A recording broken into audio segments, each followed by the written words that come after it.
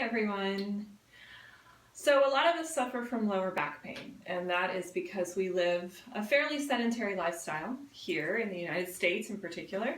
We drive a lot, we sit in offices, we sit at desks, we sit on our couch. We don't maybe move around as much as our bodies are meant to. So there's a couple of things you can do that are really easy to help alleviate lower back pain. And you can even do these things while you're watching TV or watching a movie or just hanging out at home. They take just a couple of minutes and they feel really good and they'll really help. So a couple of things you might want to use. You could use a yoga block and also a strap. And a strap doesn't have to be a fancy yoga strap. It can be a belt. That will work. But we're going to start just on the floor. So you'll just come down onto the floor. Just come onto your back. This feels really, really good. It's really simple. Just draw your knees into your chest.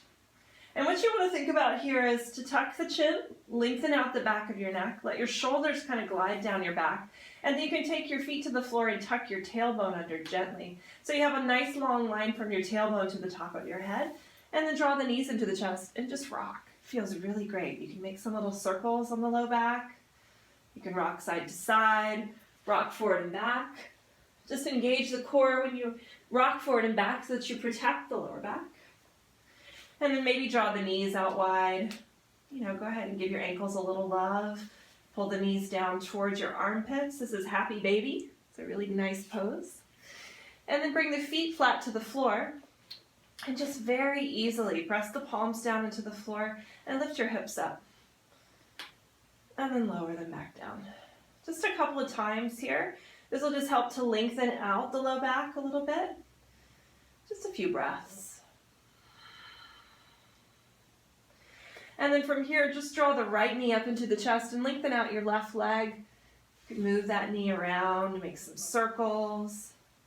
Same motions that we did with both knees into the chest, just one at a time. Draw the knee out to the side, maybe flex the foot, draw the knee down towards the armpit. And then when you release that, draw the left leg up. Same thing, take some circles, just move it around. You'll start to feel a little bit of release in your back when you start doing this. Drawing the knee down towards the armpit. And then releasing. And then bring the feet flat to the floor. You can take them a little bit wider than your hips. If you have a yoga mat, take them as wide as a yoga mat. And then let the knees just windshield wiper side to side. So just let them fall to one side and then to the other. Really easy, really soft. And if it feels good to hold it on one side, go ahead and do that. Maybe extend your arms. Turn towards the opposite hand as the way that you're twisted. Take a couple of nice deep breaths. Can be in through the nose, out through the nose, or in through the nose, out through the mouth. Sometimes that helps to release tension.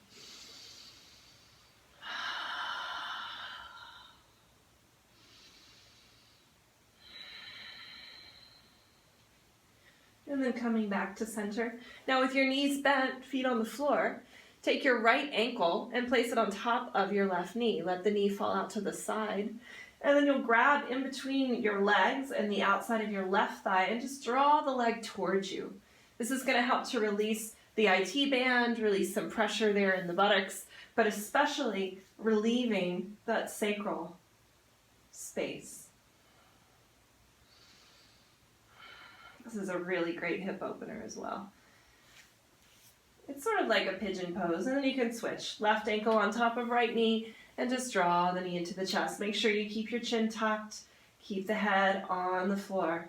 And if your stretch looks more like this, that's perfect. If you still can't reach the thigh, this is where our strap really, really helps. So you can take the strap around whichever thigh, and then draw the leg towards you. That works too. So you'll hold that for a few breaths. Be sure to always breathe. And then draw your knees into your chest and let's take a couple of rocks, just forward and back. And come up to a seat. So here we use the strap for a forward fold. You're going to grab your strap and take it around your feet. So with the feet flexed, you're going to draw yourself up really nice and tall, lengthen up through the top of your head. Think about pressing the sits bones down into the floor. Those are the bones that just come straight down through the torso. So lift up, draw the shoulders down. And on an inhale, you'll think of getting a little taller. And on an exhale, you just start to pull yourself forward. And think of a hinge here. So you're hinging at the hips, drawing yourself towards your thumbs, and lead with your heart space rather than rounding the back. Nice, long, flat spine. Just draw yourself in. If you don't need the strap, obviously, you can just reach for the feet and draw yourself forward. Taking a few breaths, maybe releasing the head at some point and letting yourself just fold. And then you'll roll up through the spine, one vertebra at a time. Soft and easy. Okay. So another really great way to release our low back is to bring the soles of the feet together and the knees out wide. This is called Baddha Konasana, or butterfly pose, because you're like the shape of a butterfly here with your knees. Again, straps are really useful in here. You can take the strap around your ankles, pulling the strap. Now you want to make sure that the feet aren't so far in that you're sitting rounded. You want to be able to sit up nice and tall. Lengthen up as you inhale, and as you exhale, again, just lead with the heart and draw yourself forward. Maybe if you grab the ankles, you can press the knees into the elbows and the elbows into the knees. Think of that flat spine, nice and long back, just hinging forward at your hips. Couple of deep breaths, breathe into the low back.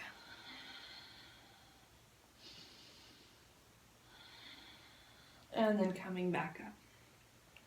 And the last and final pose, see, this didn't take any time at all. So our final pose will be legs up the wall, which is a fabulous pose for so many reasons. It's a restorative pose. It is an inversion, a passive inversion, which means that you are elevating your hips and your heart over your head, which means that you get fresh blood and oxygen into your heart without it having to pump too much, and fresh oxygen and blood into your brain without your heart having to work too hard to get it there. So it's really good for you. Alleviates pressure on the hips, alleviates pressure on the internal organs. It's really lovely. So it's very simple to get into, and you can do it even against your sofa. It can be legs up the sofa if you like, or legs up the wall. So in order to get into it, you'll take yourself right up flush with whatever you're using, the wall or the sofa, and turn yourself so that the hips are right up against it, just like this. So you can stay right here if you like, but if you really want to find that restorative aspect, you'll take the feet to the wall or to the sofa back and lift your hips up. Place a block underneath your hips. So the block has three heights. It has a low height, it has a medium height, and it has a high height. I recommend the low or the medium for this particular pose. You'll place it directly under your low back, so under your sacrum, under that flat bone at the very base of your spine.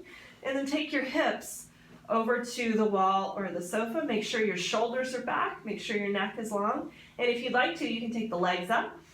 If you're against a wall, obviously, that's a good option. You can take your soles of your feet together, let your knees fall open. This helps to open up the hips a little bit. Lots of options. You can take the legs wide if that feels good, whatever you'd like to do. In order to really alleviate the pain or pressure in your low back, you want to keep the legs together. So once you find this pose for yourself, just close your eyes, let your arms draw out to the side, and just relax. Just enjoy the sensation of nice light hips, of fresh oxygen in your brain. This also can actually help with congestion as well. If you have any congestion or from allergies or recovering from a cold, any kind of inversion is actually really lovely. So just relax for as long as you want to. There's no overdoing of this pose, which is great. You can just hang out here for a long time, and it helps circulation in your feet. Lots of things, really good for you. And whenever you're finished, you'll just take the feet to the sofa or to the wall, lift your hips, release that block, take your hips down slowly, roll onto your side, and voila, you're finished. So I hope you enjoyed this. I hope it makes you feel really great. It's something that I recommend doing at least a little bit of every single day if you can. It'll just help to relieve some pressure. So enjoy. It's my pleasure. If you have any questions, please don't hesitate to reach out to me. Namaste.